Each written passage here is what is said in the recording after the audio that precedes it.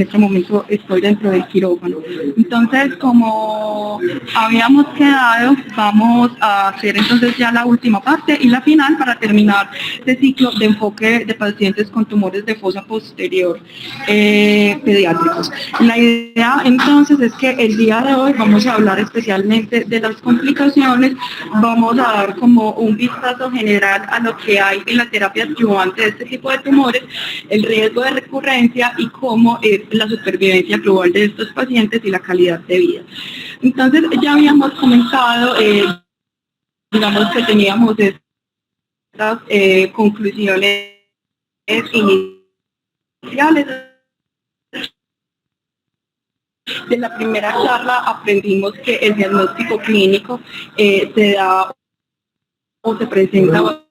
básicamente por la localización del tumor y por el efecto de masa del mismo. La idea entonces es que siempre tenemos que ver el estado funcional de la paciente, resolver la urgencia y determinar las banderas rojas a los pacientes que van a llegar a la consulta externa o a los grupos de atención primaria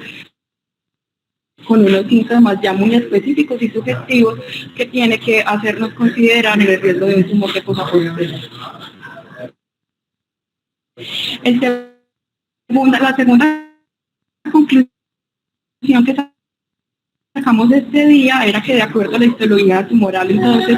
siempre nos hacemos las 3 preguntas de la resonancia, es decir, si la lesión está, en qué ubicación está, si restringe o no restringe a la difusión, si capta homogéneamente al medio de contraste y siempre de acuerdo a las características que evaluamos de este tipo de tumores, determinar el potencial metastásico de este tipo de lesiones. Ya en la charla pasada, entonces vimos el tema de hidrocefalia, sabemos que siempre hay que resolver la hidrocefalia porque es una verdadera urgencia y de hecho pues cabe resaltar que en este momento estamos enfrentando una urgencia de una paciente con un tumor de fosa posterior y por eso sabemos entonces que la mejor herniación es la que no se hace, nunca nos debemos limitar en el manejo de la hidrocefalia, aunque en la literatura habíamos estudiado y habíamos determinado que lo importante o que el procedimiento que tenía más ventaja era la endoscopia, no podemos limitarnos a si no está disponible este elemento, hay que resolverle la urgencia al paciente ya sea con... ¿Cómo? Hola, profe. Bueno, lo cuarto entonces que concluimos era los corredores anatómicos.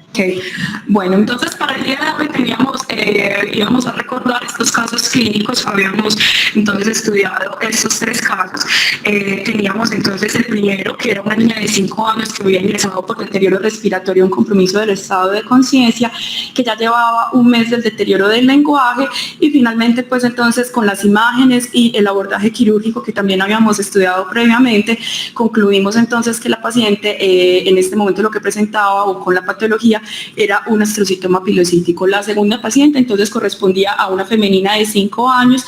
que era remitida de un centro de imágenes diagnósticos con el hallazgo de un tumor cerebral en resonancia, pero era una paciente que la mamá y la niña llevaban consultando 1 año por dismetría y por ataxia. Finalmente esta paciente tenía un ependimoma clásico y de hecho fue el video de la cirugía que evaluamos previamente en la intervención, en la charla pasada. Y el tercer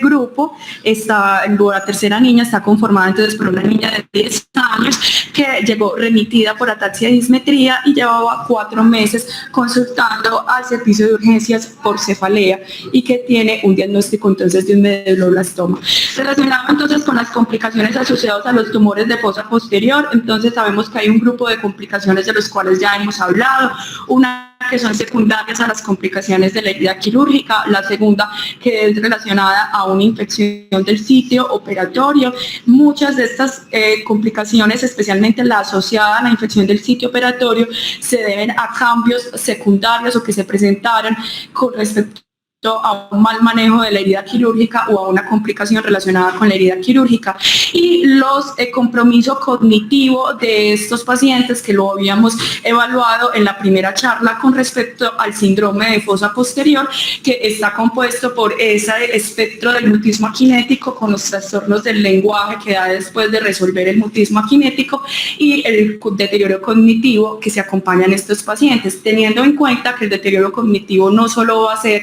por la cirugía, por el tumor, por el efecto de masa, sino como cada vez estos niños logran sobrevivir más por el tratamiento adyuvante que está disponible, también va a ser secundario a los efectos adversos de la radioterapia. Sabemos que entonces el espectro o la incidencia de trastornos cognitivos puede llegar a tan alta como un 90%. El hecho de haber presentado infecciones del sitio operatorio puede aumentar hasta en un 25% en la morbilidad y muerte de estos pacientes, y se calcula que en términos de sobrecostos puede haber incluso un aumento hasta del 30% con solo la presencia de una de estas complicaciones, es decir, solo con la presencia de fístulas de líquido cefalorraquídeo, pero que de por sí esta ya me aumenta el riesgo de infección, hay un aumento de casi el 30% en el sobrecosto de este tipo de tumores.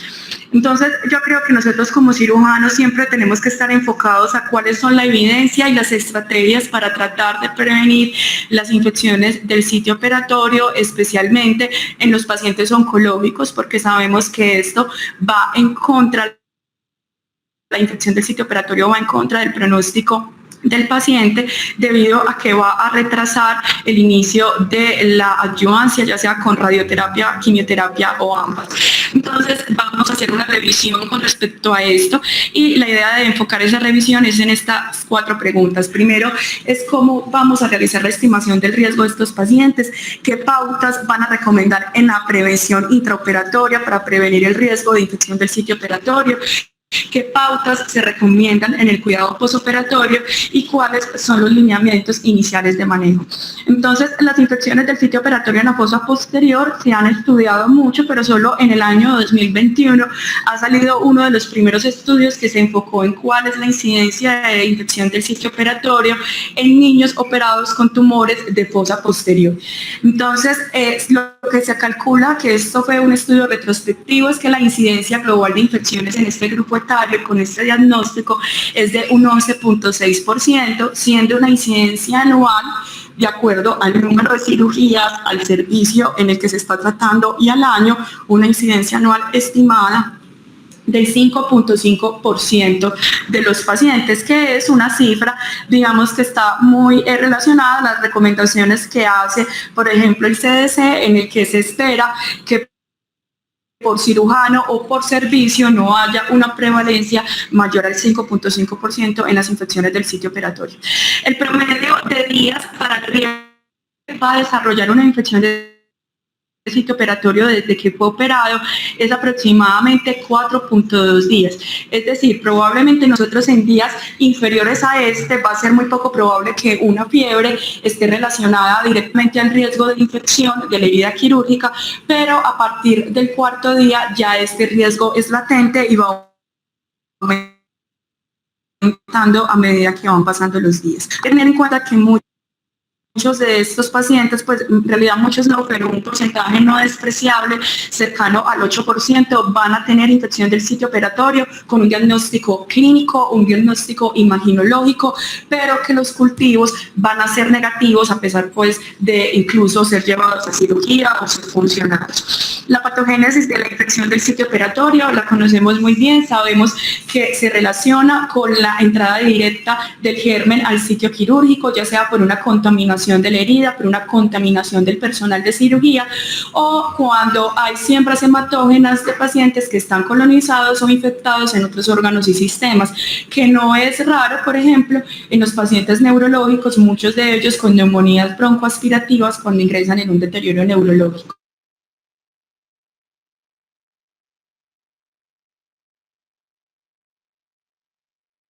Tiene que ver con los patógenos de piel, pero cada vez vemos en la experiencia hospitalaria que estas causas o estas etiologías han ido cambiando de acuerdo a la prevalencia. Vemos que aunque el Staphylococcus aureus no hace parte de la flora normal de la piel, corresponde a más del 50% relacionada a cirugías, en neurocirugía específicamente, y cada vez más aumenta la prevalencia del estafilo resistente a meticilina, que puede llegar a ser tan alta como hasta un 50% en los pacientes que fueron llevados a reintervención por cualquier causa. Hay que tener en cuenta, y esto es muy importante especialmente cuando uno va a enseñar o va a determinar cuál va a ser su protocolo de profilaxis antibiótica, la prevalencia estimada global de cuántas pacientes que vienen de la casa, que vienen de la calle, van a tener un germen que en este momento es, pues, que es resistente y que previamente se había considerado que era un germen casi que de uso hospitalario. En Medellín, de acuerdo a los datos del grupo Germen, que actualiza, digamos que de una manera muy juiciosa, cuáles son como las resistencias antibióticas de los gérmenes que tenemos en nuestro medio, se calcula que cerca del 30% de los pacientes que vienen de la casa ya están colonizados por estafilo resistente, hecho que le hace a uno pensar en que debería de extenderse las profilaxis con vancomicina incluso para pacientes con factores de riesgo que vengan desde la casa. Aunque no debería de ser así, aumentan también, y especialmente en la población pediátrica, la infección por gérmenes gram negativos. Sabemos que los gérmenes gram negativos son propios de la flora bacteriana del tracto gastrointestinal o del tracto genitourinario, pero sabemos que también por las condiciones neurológicas de estos pacientes y por los aumentos en la unidad de cuidados intensivos, cada vez más vemos la colonización de heridas quirúrgicas o ventriculitis por gérmenes gram negativos, hecho que implica que sean ventriculitis muy difíciles de tratar porque precisamente por los mecanismos de patogénesis de estos gérmenes son gérmenes que se pegan al epéndima, se pegan al plego coroideo y por lo tanto descolonizar o promover que el tratamiento antibiótico llegue a este nivel es un poco más complicado y más difícil de tratar, especialmente también cuando se asocian a catéteres de derivación. Todos los pacientes tenemos que tener en cuenta que tienen una clasificación del riesgo y este riesgo lo tenemos que estimar de acuerdo a la intervención que vamos a realizar. Fue realizado entonces hace más o menos 2 años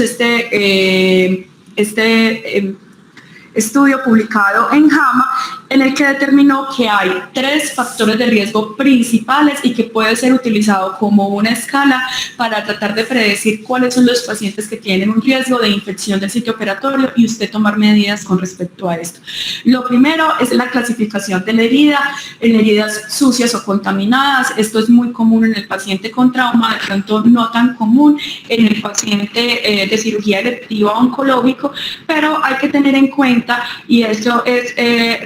relevante especialmente para las cirugías de columna, que las cirugías con heridas tipo limpias contaminadas también pueden estar relacionadas cuando el cirujano tiene que debridar una gran cantidad de tejido blando propio del abordaje quirúrgico, y esto, por ejemplo, sucede en muchas ocasiones con cirugías de columna muy grandes. Lo otro es que el tiempo del procedimiento, el cual es determinado en esta tabla, y se calcula que en el percentil 75, una craniotomía en promedio debe demorarse de 225 minutos. Se calcula que un aumento en este tiempo o en este porcentaje va a aumentar directamente la probabilidad de infección del sitio operatorio. Y la tercera condición es la condición clínica del paciente. Pacientes con la clasificación de ASA igual o mayor a 2 tienen mayor probabilidad de riesgo de tener una infección del sitio operatorio. Como muchos de los pacientes que vamos a ver van a ingresar con una enfermedad oncológica e incluso con un deterioro neurológico propio de esa enfermedad, pues entonces la mayoría van a caer en ese ASA mayor a 2. Entonces, ¿cómo se clasifican las infecciones del sitio operatorio? Esta clasificación yo creo que todos la conocemos porque es una clasificación estándar que se utiliza para las heridas quirúrgicas, no cambia en términos de definición independientemente del sitio anatómico que esté comprometido. Sabemos entonces que tenemos una infección del sitio operatorio incisional superficial cuando hay un compromiso de la piel y del tejido celular subcutáneo. En este caso no penetra el hueso y hay un drenaje purulento por la herida y puede haber presencia o deficiencia de la misma. Hay que tener en cuenta que las infecciones incisionales superficiales ocurren en un periodo de 30 días porque están directamente relacionadas al evento quirúrgico y a la cicatrización de la herida. Una infección catalogada entre comillas como incisional superficial después de 30 días no es considerado que sea secundario a la cirugía, sino que siempre hay que descartar que vengan infecciones incisionales profundas o órgano-espacios, y esto se debe hacer por medio de un método de imagen. Las incisionales profundas entonces se clasifican como las infecciones que comprometen la fascia y los tejidos o los planos musculares. Hay también drenaje purulento al exterior, en muchas ocasiones van a haber dehiscencias de la herida y ya empiezan a haber signos histológicos de los tejidos blandos en presencia de infección. Y la más grave de todas es la infección órgano-espacio, que es toda infección o signo clínico de infección que se encuentre por debajo de la fascia de los músculos. Los criterios van a ser iguales a los anteriores, pero en este caso también hablamos de infección del sitio operatorio, no solo cuando está dentro de la fascia, sino cuando hay compromiso del tejido óseo, en este caso del cráneo, hay compromiso del cerebro o se aplica a la presencia de un dispositivo de material de osteosíntesis, que en este caso va a ser específicamente un catéter de derivación si el paciente eventualmente lo tuviera. Cuando vamos a identificar entonces ya para la población pediátrica cuáles son esos factores de riesgo que tenemos que ir a prevenir, el primero de ellos es descartar que el paciente tenga una comorbilidad infecciosa. Es decir, si el paciente tiene una infección de vías urinarias o tiene una neumonía o tiene fiebre y no se sabe determinar cuál es la fuente, si es posible es mejor descartar la comorbilidad infecciosa si la urgencia o la condición clínica del paciente lo permite,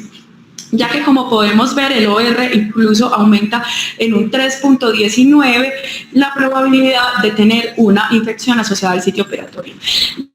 Las otras, las complicaciones intraoperatorias, y especialmente una de ellas es la transfusión. Los pacientes que tienen una pérdida de sangre significativa, que en adultos es considerado mayor a 500, pero en niños, de acuerdo al peso, se calcula 7 cc por kilo de peso, aumenta también el riesgo de infección del sitio operatorio. Esto no solo por lo complejo de la cirugía, sino porque hay que tener en cuenta que cuando hay una pérdida de sangre significativa, la farmacocinética del medicamento antibiótico que administramos como profilaxis va a cambiar.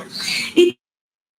también está muy interrogado, pero ha sido discutido ampliamente en la cirugía, es cuando nosotros vamos a hacer uso de dispositivos intraquirúrgicos, es decir, el microscopio. El microscopio puede actuar como una eventual fuente de contaminación. Esto, digamos que en las cirugías de cráneo no ha sido potencialmente estudiado, se ha identificado en las diferentes tablas de riesgo que tiene un OR significativo, pero no alcanza una significancia estadística. Sin embargo, es importante que nosotros extrapolemos esa idea, por ejemplo, con el arco en C del fluoroscopio en columna, que ahí sí ha sido más ampliamente estudiado y se ha encontrado que inmediatamente, hace usted vista el arco con las bolsas estériles, tiene un porcentaje de contaminación inmediata de casi el 10%, y se ha encontrado que tras finalizar la cirugía, independientemente si el fluoroscopio estuvo cubierto o estuvo protegido, todos van a estar contaminados. Así que usted debe asumir que con el microscopio puede suceder algo similar. Cuando usted lo esté vistiendo, hay casi una incidencia del 3% en que se aumenta la infección del sitio operatorio, y ahí la importancia de cambiarse de guantes o de ropa quirúrgica si el que lo viste es el neurocirujano,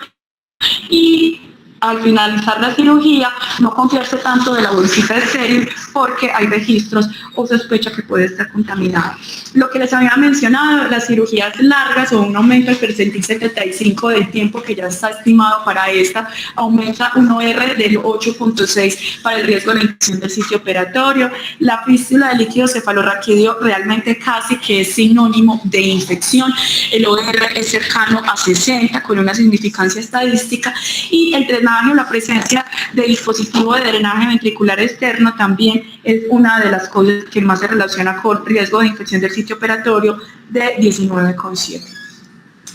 Otro factor que hay que tener en cuenta, que de pronto como cirujanos no somos muy partícipes de ello, pero hay que tener en cuenta especialmente con la temperatura del agua quirúrgica que vamos a utilizar, especialmente en niños más pequeños, teniendo en cuenta que la cabeza abarca una gran porcentaje de superficie corporal en comparación, por ejemplo, con un adulto, y tiene más riesgo de perder temperatura. Se calcula que 1 grado de pérdida de una temperatura normal, entendida una temperatura normal entre 36 y 36,5, aumenta hasta un 25% las probabilidades de tener una infección del sitio operatorio. Y esto ocurre es porque cuando el paciente pierde temperatura, hay hipoxia tisular a los tejidos por vasoconstricción secundaria, va a disminuir la quimiotaxis de los neutrófilos, los macrófagos no funcionan bien, va a aumentar la probabilidad de transfusión de hemoderivados, con lo que ello implica, que ya lo hablamos previamente, hay una relación directa con el riesgo de infección y por lo tanto la meta tanto del anestesiólogo como del cirujano es tratar de mantener al paciente normotérico, como les dije, especialmente en los niños más pequeños. ¿Cómo puedo entonces yo prevenirlo? Incluso desde el propio lavado de manos. Sabemos que en cráneo, pues usualmente las heridas, usualmente no, la mayoría de heridas deben de lavarse con yodo, ya que sabemos el índice de toxicidad que puede tener la clorhexidina, especialmente ototóxica y más en niños más pequeños, pero también se ha estudiado si cambian algo si usted se lava las manos con yodo o clorhexidina, y esto ha encontrado unas ventajas y desventajas para ciertos productos. Primero, que el uso, digamos, que muy ampliado del yodo disminuye los costos porque es mucho más económico, y la clorhexidina en realidad tiene una ventaja cuando vamos a tratar heridas tipo 2 o mayores, es decir, heridas clasificadas como limpias contaminadas o sucias, tiene más ventaja los lavados con clorhexidina. En eso tiene una ligera superioridad, pero no es estadísticamente significativo. Cuando se tomaron los cultivos de la piel lavada con yodo o clorhexidina, se ha encontrado que el rendimiento en términos del control de los patógenos es igual para ambos tipos de antisépticos. Lo otro que también está muy discutido es el doble guante. El doble guante, uno de los estudios más grandes que fue realizado por el CDC, encontró que la única ventaja en utilizar doble guante estaba para las derivaciones ventriculoperitoneales no hechos en esta recomendación del CDC, sino otros estudios aislados, porque realmente el CDC encontró que no hay ninguna ventaja en el uso del doble guante para prevenir la infección del sitio operatorio. Lo que más da ventaja en términos del manejo con los guantes es que usted haga al menos un cambio de guantes cuando va a abrir la dura madre, o haga un cambio de guantes cuando va a insertar cualquier material de osteosíntesis, ya sea un material para la fijación del cráneo o, por ejemplo, un material de ventriculostomía. Creo que la de las cosas más estudiadas también para la prevención de la infección del sitio operatorio es el uso de antibióticos profilácticos. Todos están indicados. Sabemos que el hecho de utilizar un antibiótico de manera profiláctica y utilizarlo bien va a reducir en un 63% las infecciones del sitio operatorio. Sin embargo, de pronto a veces nosotros estamos muy alejadas de las variables farmacológicas de los diferentes grupos de antibióticos, y por eso estos no son administrados de una forma correcta, haciendo que aumente el riesgo de infección del sitio operatorio. Siempre tenemos que garantizar que el antibiótico llegue a niveles en sangre, y esto se alcanza en promedio a unos 30 minutos en las cefalosporinas de segunda generación o los antibióticos que son tiempo dependientes. La elección del medicamento siempre va a corresponder hacia la flora a la que está dirigido. Como en neurocirugía siempre vamos a entrar a través de la piel, excepto pues en la cirugía transesfenoidal, usualmente utilizamos las cefalosporinas de primera o de segunda generación. Ha cambiado de acuerdo a la epidemiología local, y a la epidemiología intrahospitalaria en pacientes que lleven más de 72 horas, incluso llegar a la necesidad de utilizar cefepime, que es una cefalosporina de tercera generación, porque en definitiva el aumento de las bacterias resistentes a los antibióticos va cada vez más acelerado. Y la vancomicina es muy clara su recomendación solo para pacientes que estén colonizados por estafilo resistente. En otras latitudes, donde digamos que se estudia de manera más juiciosa en los pacientes que están colonizados, a ellos se les da un tratamiento, se descolonizan y se da la profilaxis con vancomicina. Pero como en nuestro medio esto no se hace de una manera tan ampliada, entonces la recomendación es que usted esté de la mano o informado de la epidemiología local. Como les había comentado, en Medellín casi que la incidencia es del 23%, entonces con eso usted ya define si es pertinente o no el uso de vancomicina. Entonces, como les había mencionado, la cefazolina va a ser el medicamento que más comúnmente nosotros vamos a utilizar, es la cefalosporina de segunda generación que más utilizamos para la descolonización de estos pacientes en cirugía, y vamos a ver que como la cefazolina tiene sus pautas de administración, cada vez que usted vaya a cambiar, digamos que el esquema antibiótico, tiene que tener en cuenta cuál es la farmacocinética del medicamento. Entonces, de acuerdo a las administraciones de buena práctica clínica de la FDA, las cefalosporinas de segunda generación deben ser administradas o alcanzan su nivel en sangre 20 o 30 minutos antes de realizar la incisión. Es decir, no se administra después de que haya finalizado la anestesia, no se administra cuando el cirujano ya va a abrir la piel, sino que lo ideal es que el antibiótico ya tenga unos buenos niveles en sangre. Lo segundo es el refuerzo, el cual depende mucho también del personal de enfermería, pero usted debe dejar ordenado, y es que en las cefalosporinas, hacer un antibiótico tiempo dependiente, usted debe garantizar que hayan unos niveles en sangre adecuados para su efecto terapéutico. Entonces, por ello, la recomendación de la FDA es siempre repetir las dosis a las 4 horas mientras dure la cirugía y repetir dosis cuando haya un sangrado, en este caso en la población pediátrica, mayor de 7 cc por kilo, precisamente entonces porque se pierde el efecto del medicamento. La profilaxis extendida en neurocirugía no está, digamos, ampliamente recomendada. Digamos que es una recomendación que sacamos mucho de cirugía cardio, donde sí hay un protocolo, incluso de una profilaxis extendida de casi 48 horas, pero ellos ya han estudiado muy bien la ventaja de la profilaxis extendida y del baño quirúrgico de los pacientes, y nosotros digamos que podemos sacar unas ideas de ahí muy importantes. Extender la profilaxis por 24 horas siempre a los pacientes que tengan una herida tipo 2 o superior,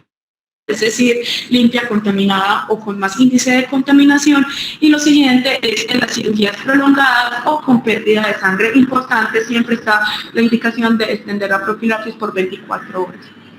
Cuando ya el paciente está en sala, ¿cuáles son los dos únicos elementos que han demostrado que previenen la infección? Lo primero es que el paciente tenga unos niveles de oxígeno normales en sangre. La adecuada oxigenación del tejido se va a asociar siempre a una mayor capacidad funcional del sistema inmunológico, y cuando los pacientes tienen un deterioro respiratorio o están hipóxicos, aumenta hasta 12 veces el riesgo de infección. Y digamos que de pronto en los adultos no lo vamos a encontrar tanto, pero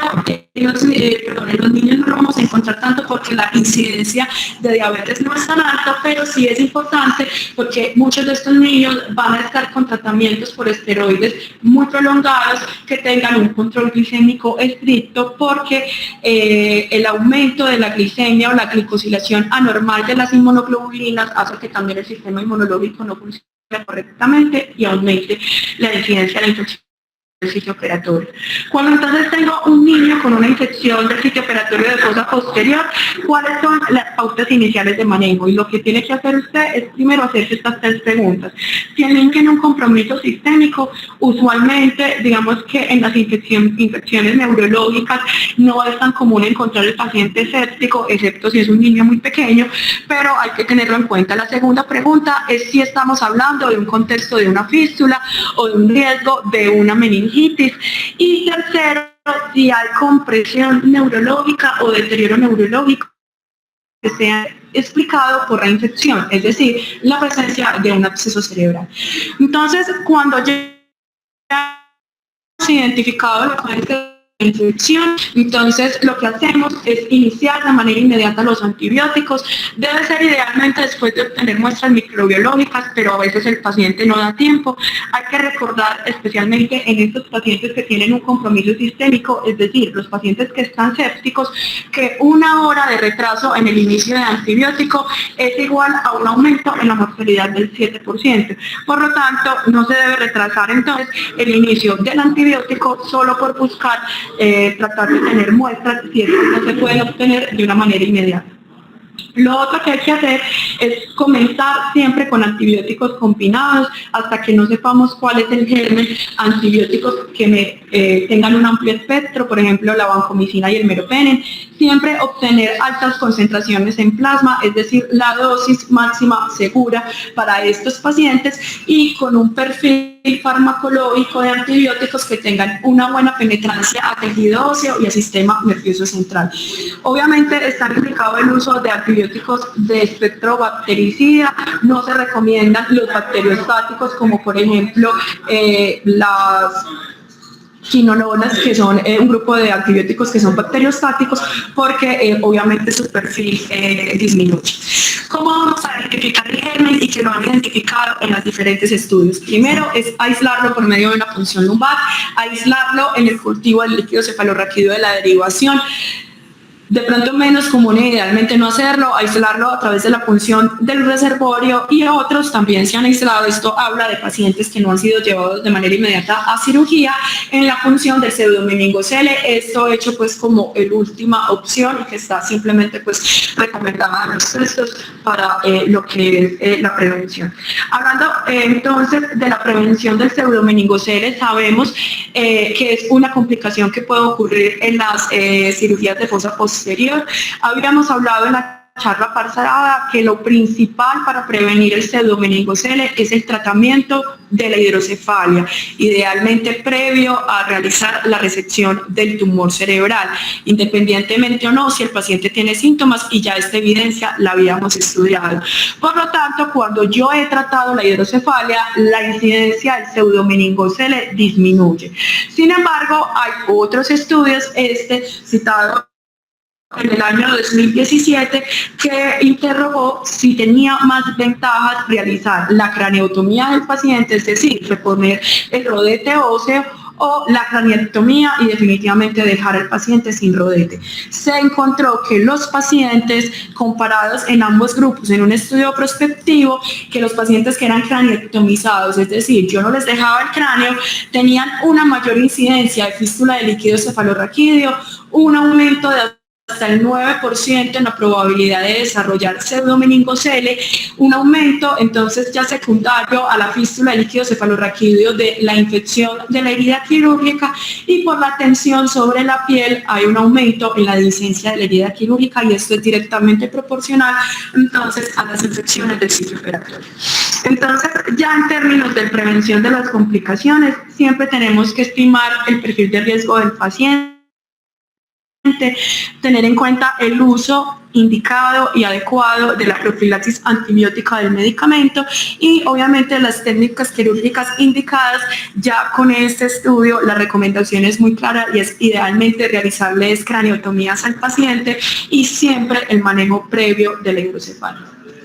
Bueno, entonces, para avanzar en la parte final, entonces hablemos de qué está disponible en términos de adyuvancia para este tipo de tumores. Y tal vez el que más ha cambiado en su última clasificación es el medulloblastoma. Sabemos que previo a la clasificación del año 2016 de la OMS, el medulloblastoma tenía una clasificación histológica que lo dividía en clásico, desmoplásico, anaplásico y nodular. Digamos que en nuestro medio, teniendo en cuenta que aún de pronto los estudios de biología molecular no están tan ampliamente disponibles, vamos a encontrar reportes de patología que nos digan las características histológicas de este tipo de tumor. Entonces, el clásico es el tipo o el subtipo histológico más común, y los lo diferencian los patólogos es porque usualmente las células neoplásicas están organizadas en paquete.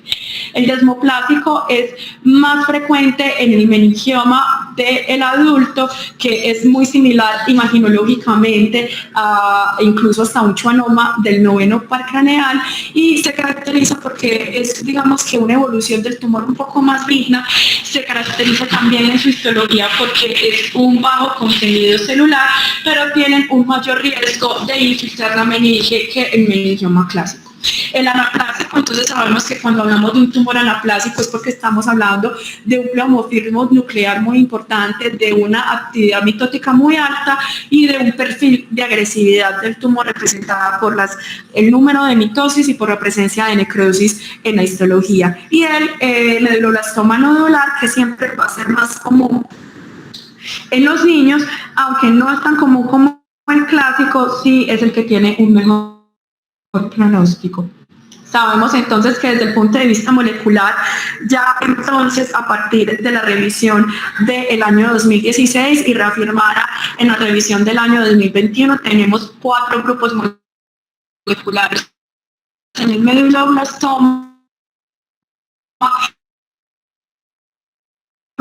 en el momento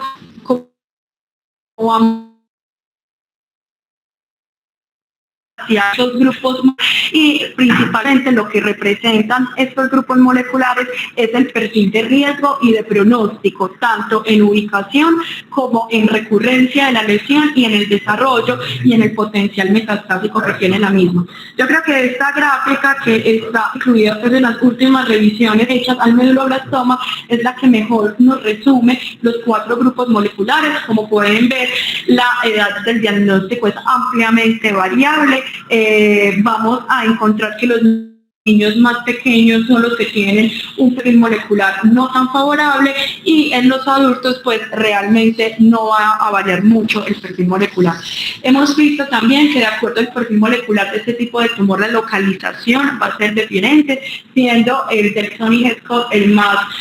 ubicado hacia los hemisferios cerebelosos, que de hecho pues es una presentación rara del medulloblastoma. El WNT tiene una característica muy importante, y es que es un tumor que, si bien a pesar del efecto de masa no hace hidrocefalia, como habíamos visto en la charla pasada, y tiene un bajo potencial de realizar recurrencias locales o metástasis, y por lo tanto el pronóstico es muy bueno. Sin embargo, como vemos, pues en el índice de casos es el menor, porque solo es un 10% de los pacientes.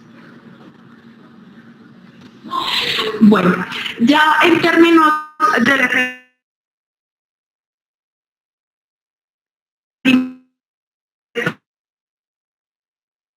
todavía predomina mucho la histología, el estudio histopatológico van a de las rosetas, aunque esas rosetas clásicas no van a estar en un 4% de pacientes. Vamos a armar las pseudorosetas perivasculares, que nos asemejan a lo que eran los vasos del epéndimo en lo que era pues en el periodo embrionario. Los anaplásicos, que eran y que estaban presentes en la clasificación hasta el año 2016, eran aquellos ependimomas que tenían una mayor densidad celular, tenían una mitosis muy significativa, pero principalmente tenían necrosis. Como habíamos hablado ayer, en los tumores medulares, los anaplásicos salieron de la clasificación del año 2021 porque vimos que estas características de agresividad histológica no estaban relacionadas con el pronóstico del paciente, que incluso pacientes con ependimomas clásicos tenían a veces hasta un pronóstico más reducido que, entre comillas, pacientes que tenían un ependimoma anaplásico. Entonces, por eso ha salido de la clasificación. Y la relación del núcleo citoplasma no está relacionada directamente con la actividad o el potencial maligno del Esta es la gráfica disponible para lo que fue edición en términos generales de la biología molecular del ependimoma. Es aún más raro estar familiarizada con la biología molecular porque sabemos que es altamente variable debido a que el ependimoma tiene una localización mucho más amplia, como podemos ver en esta parte del cuadro, a través del sistema nervioso central, pero en definitiva lo que más se está estudiando y que impacta en niños más pequeños es que tengan esta relación RELA, que es la RELA, lo que habla es de una relación de varios grupos de mutaciones y que es particularmente importante en los pacientes que tienen ependimomas supratentoriales. Como podemos ver, los pacientes que tengan un compromiso por ependimoma supratentorial tienen una posibilidad de supervivencia un poco menor que a otros ependimomas.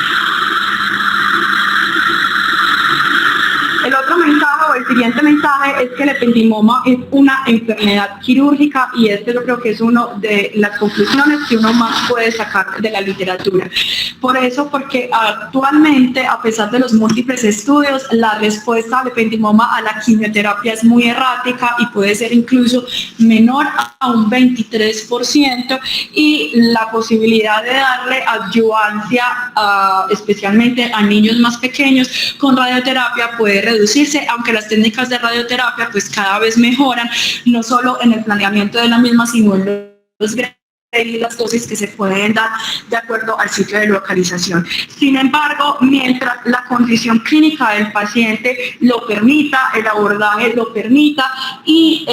en el periodo en que vaya a hacer recurrencia, si se puede hacer, se ha estudiado y se ha considerado que se puede intentar nuevamente resecar el tumor, teniendo incluso unos índices que de pronto no son tan elevados como en la cirugía inicial, que puede ser superiores al 80%, en los pacientes que son reintervenidos o están en recaída pueden ser menor de un 60%, pero como vemos que predecir el comportamiento del ependimoma puede ser tan errático, es darle la oportunidad de vida al paciente. El pronóstico en los ependimomas entonces va a depender de tres cosas. Primero, es no solo de la localización del tumor, sino de la diseminación leptomeningia que el tumor vaya a tener. Entonces tenemos unas tasas de supervivencia global a 5 años que en promedio son del 50%, pero que va a depender mucho de si el tumor está diseminado o no. Tenemos que en pacientes que no están con tumores diseminados, la tasa libre de progresión de la enfermedad a 5 años puede ser tan alta como un 45%, que es muy alta para un tumor maligno. El 20% de las recaídas de los ependimomas no se va a dar en el sitio original, sino que se van a dar en sitios metastásicos y vamos a encontrar que lo que les había mencionado en términos de metástasis y de supervivencia no va a estar diferenciado o relacionado no solo en la localización del tumor, excepto para los que sean RELA positivos, sino que tampoco va a estar relacionado a esa histología anterior en la que lo dividía entre un ependimoma clásico o anaplásico. Los tiempos de recurrencia, dependiendo del éxito de la cirugía y del sitio, o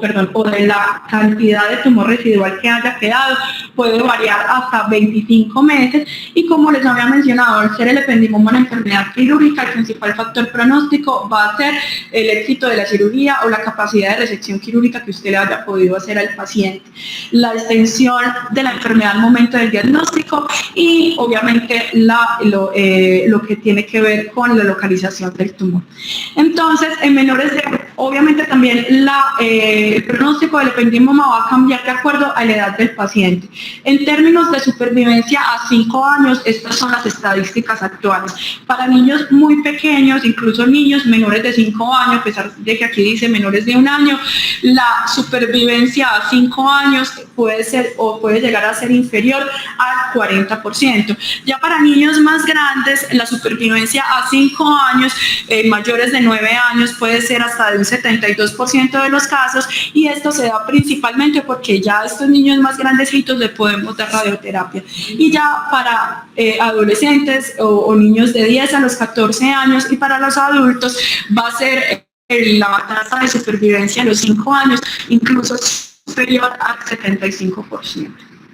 Bueno, vamos a ver en términos de los desenlaces y las conclusiones. Entonces, tenemos que tener en cuenta cuáles eran esos factores de riesgo que tienen que tener los niños. Obviamente a los niños menores de 3 años les va mucho peor, a los pacientes que tengan aspectos relacionados al tumor, en ubicación, en histología, y ya vimos en todos estos grupos de perfil molecular que ojalá los tengamos rápidamente disponibles, y en el uso de las derivaciones y en las complicaciones que puedan derivar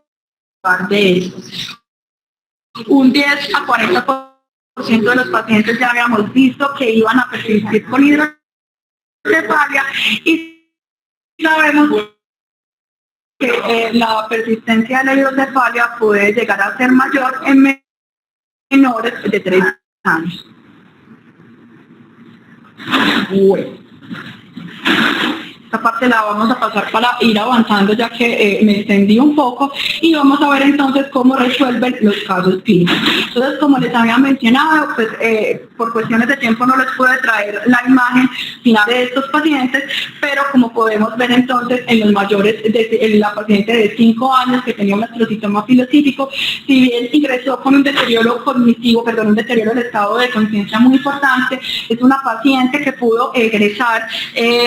en buenas condiciones generales, con un déficit neurológico, especialmente en la dismetría, que ya estaba en una resolución, y gracias entonces a la patología de nuestro síntoma pilocítico, que en términos de adyuvancia puede ser el más benigno de todos,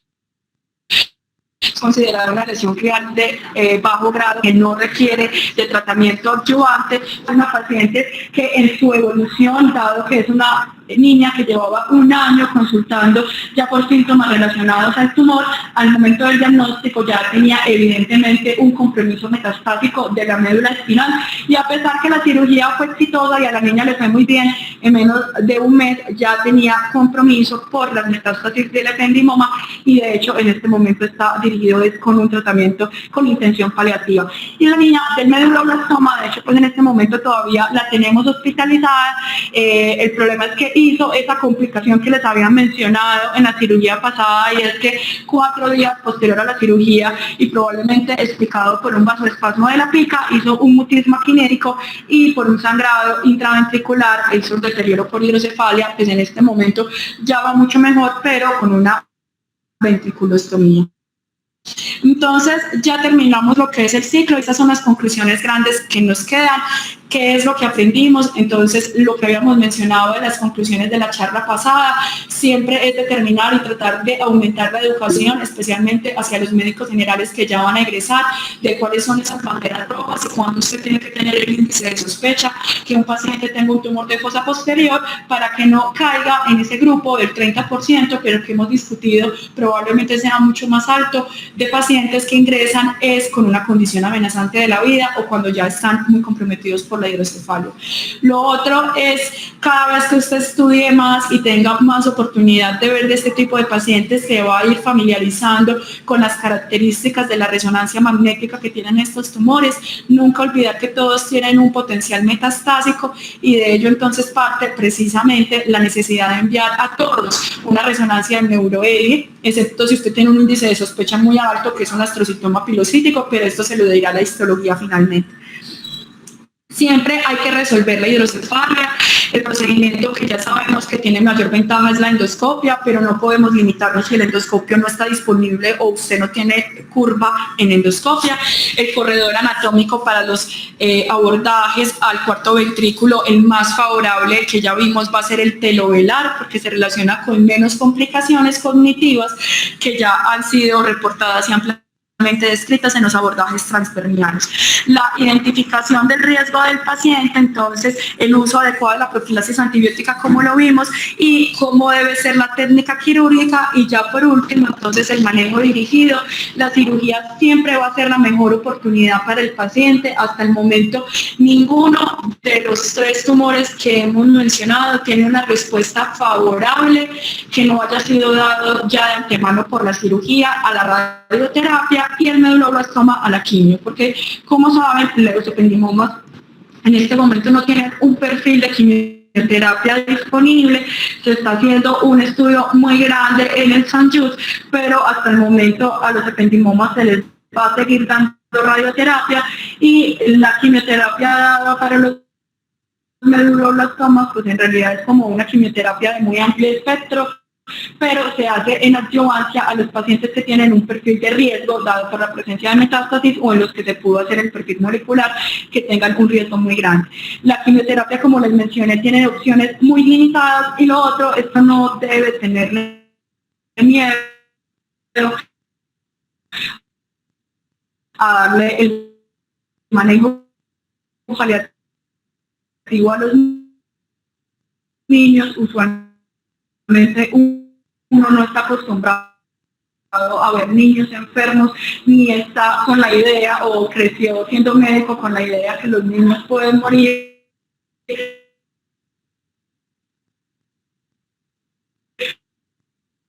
Pero realmente muchos de estos niños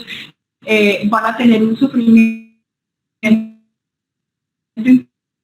importante, y uno como médico también debe aprender a reconocer cuándo para. Esta es una diapositiva que yo creo que la estoy compartiendo desde primer año porque me gusta mucho, y aunque es en adultos, es un mensaje muy importante para todos los médicos que en algún momento tengan contacto con querer ser intervenido dándoles un neumático. 91% de estos pacientes mayores de sedas funcionales es muy alta, y el 51% de estos pacientes no quería ningún procedimiento que le prolongara la vida en este contexto. Entonces cada vez tenemos que perderle miedo más a hablar con los niños, obviamente de acuerdo pues como al estadio neurológico y funcional que tenga el niño, pues va a ser la conversación, y también hablar con los papás hasta qué punto queremos llegar con estos niños. Y aquí está la otra versión del estudio, en que le hicieron la misma pregunta a neurocirujanos, y pues los resultados son mucho más raros, porque el 87% de los neurocirujanos en Alemania manifestó que estaba de acuerdo a la voluntad del paciente, pero el 66% estimó que las circunstancias de vida del paciente no eran importantes, y en oncología eso es vital, porque si usted tiene un paciente al que le va a hacer una cirugía maravillosa, pero si vive en una vereda donde no lo pueden llevar a la quimio y a la radio, pues puede ser que haya perdido el tiempo. Y el 50% de los pacientes manifestó que, perdón, de los pacientes no, de los neurocirujanos, manifestó que la voluntad o la discusión con la familia era irrelevante. Y aunque esto sea muy triste, yo creo que muchos de nosotros nos hemos visto en esa situación, ya sea propia o ajena, en el que realmente la decisión siempre va a estar del lado de los médicos y no del lado de la familia. Bueno, muchas gracias por la atención. Me disculpan por los problemas de sonido que hubo inicialmente y después en la presentación, pues fue porque me tocó presentarla como en un contexto distinto, pero espero que haya llegado principalmente el mensaje. Hola, Danielita. El sonido se mejoró mucho después de que cambiaste de sitio, o sea que no hubo problema. Me queda muy claro lo que dijiste con respecto a la infección, de que el 60% de los pacientes que hacen fístula tienen infección. Entonces, se me ocurren dos preguntas. La primera, sabrás por qué te la hago, y es, ¿qué importancia tiene cerrar la dura para evitar una fístula del líquido cefalorraquídeo? Y la segunda es, en caso de que tengamos una fístula del líquido cefalorraquídeo, ¿cómo debemos proceder y en cuánto tiempo? Esa pregunta tiene veneno, si cerrar la dura es importante o no. Porque yo creo que todos acá saben que el profe Ignacio no le gusta cerrar la dura madre. Pero realmente, profe, las recomendaciones estrictamente para fosa posterior, y de hecho en el contexto de los pacientes y las series de casos que fueron estudiadas mencionaban que a todos les habían cerrado la dura madre con una duroplastia. La verificación a los detalles de la duroplastia pues obviamente no fueron dados en los estudios. Lo que uno ve en la experiencia de las veces que he estado en cirugías de fosa posterior, la idea es poder cerrar la dura dura madre lo más hermético posible, y como la mayoría de veces la dura madre no alcanza la del paciente, entonces de ahí nace la posibilidad de utilizar injertos, ya sea de banco de tejidos o sintéticos de dura madre para tratar de controlar la infección. Sin embargo, muchos de estos pacientes van a hacer fístula contenida, y el hecho de usted tener una fístula contenida, es decir, que la dura madre no está cerrada tan herméticamente, no le da el mismo riesgo que la fístula se exteriorice. Entonces, mi gran conclusión es que, bueno, cerrar la dura madre es importante, pero más importante todavía va a ser el cierre de tejidos blandos y el cierre de la piel, porque en últimas eso es lo que va a prevenir que usted no se le vaya a exteriorizar el líquido que puede tener, que van a tener muchos pacientes con fístula contenida. Y la segunda manera en cómo proceder, yo creo que el primer paso, y es que se sabe que la mayoría de pacientes que hacen fístula de líquido cefalorraquídeo son pacientes que tienen hidrocefalia. Entonces, lo que hay que hacer es descartarle que tengan una hidrocefalia activa. Y la hidrocefalia puede ser en el contexto posoperatorio, o porque la hicieron por sangrado, o porque la hicieron por infección. Entonces, luego de usted enviarle la imagen al paciente, de ver la condición clínica que el paciente está, lo segundo que hay que hacer es hacer una punción lumbar, y yo la recomendación que daría es hacerla con un fin evacuante. Primero, porque perpetuar la fístula va a hacer que perpetúe el riesgo de la infección y que tenga menor probabilidad de cerrar los tejidos, mientras en las imágenes y la condición clínica yo descarte que no tenga la necesidad de llevar al paciente a un drenaje, un absceso o a un lavado de la herida quirúrgica, pues no es necesario hacerle procedimientos invasivos, y mientras voy resolviendo esto puedo solucionar la hidrocefalia, ya sea si no tengo ninguna contraindicación con un dren lumbar, y ver si se lo puedo desmontar, o en definitivamente hacerla con una derivación ventricular externa que tiene una infección activa. No sé si el doctor Eduardo tenga alguna recomendación adicional, pero esta es la conclusión que yo saqué pues de lo que haya leído. Hola, buenos días. O no sé si el profe Ignacio haga algo diferente, pues ya que la preguntita me la hizo con Beni. No, está muy bien. Yo creo que cuando uno cierra la dura nunca queda hermética, entonces sale más líquido del que se devuelve, y por eso yo creo que cuando uno deja la dura abierta, deja unos huecos grandes, el líquido entra y sale libremente, y lo importante es cerrar la piel. Me parece que es más grave cerrar la dura que dejarla abierta, pero yo entiendo pues que los textos dicen lo contrario. Y cuando hay una fístula de líquido cefalorraquídeo, me parece que es una urgencia y hay que tomar los correctivos iniciales inmediatamente. Y yo creo que lo mejor es hacer una derivación externa para que la piel selle más rápido.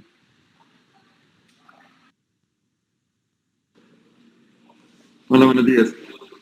Bueno, no, nosotros pues desde pediatría pues y inclusive desde la escuela pues del Garra, que es el FELO, siempre era obligatorio un cierre hermético de la dura madre, lo más estrecho posible. Hay un porcentaje que hacen pues la fístula contenida, y como dijo Daniela, es muy importante que el cierre de los tejidos blandos sea fundamentalmente bien hecho para que sea contenida y no exteriorizada. Las fístulas contenidas, como ya lo he dicho muchas veces, se resuelven solas en 3 meses, no hay que hacerles nada. Pero ya cuando se exponen, como dice Nacho, son una urgencia, en menos de 24 horas debe estar resuelta, porque el riesgo de infección, como lo dijo Daniela, es altísimo. Entonces, en el estudio que hicimos acá de riesgos de infección, la fístula tiene hasta 8 veces más riesgo de infección del paciente, y el rango que se tiene para que dé positivo o que el paciente esté infectado es 24 horas, o sea, a las 48 horas ya el paciente se debe considerar infectado. Con respecto a resolver la causa, que puede ser precisamente, como decía Daniela, la parte de la hidrocefalia o la infección, generalmente es más la hidrocefalia que la infección porque empiezan rápido. Yo soy más amigo del dren lumbar, más porque ya hice la ventriculocisternostomía, y al haber hecho la ventriculocisternostomía y haber abierto el cuarto ventrículo, pongo un dren lumbar, estoy induciendo que el flujo de líquido sea en columna descendente, y hago que los espacios que estaban cerrados se abran. O sea, abro el espacio del cuarto, abro el espacio de la ventriculocisternostomía, y entonces hago que el flujo en columna hacia abajo salga, y puedo disminuir la posibilidad de necesitar la derivación ventriculoperitoneal del paciente. Entonces, es más por eso que pongo yo el drain lumbar cuando la voy a resolver. Muchas gracias.